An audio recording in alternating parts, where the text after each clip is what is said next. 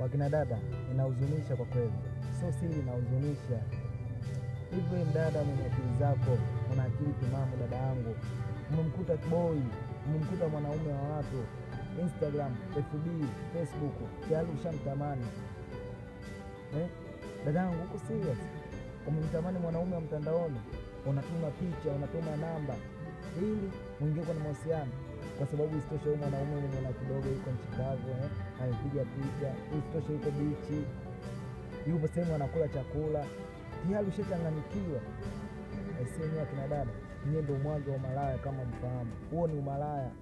Wakina dada, huo ni umalaya. Mimi nawaambia huo ni umalaya wakina dada. Haiwezekani umkute mwanaume FB umeshampenda, umpute Instagram umeshampenda. Huo ni umalaya. Tena huo ni umalaya. Mpunguze umalaya.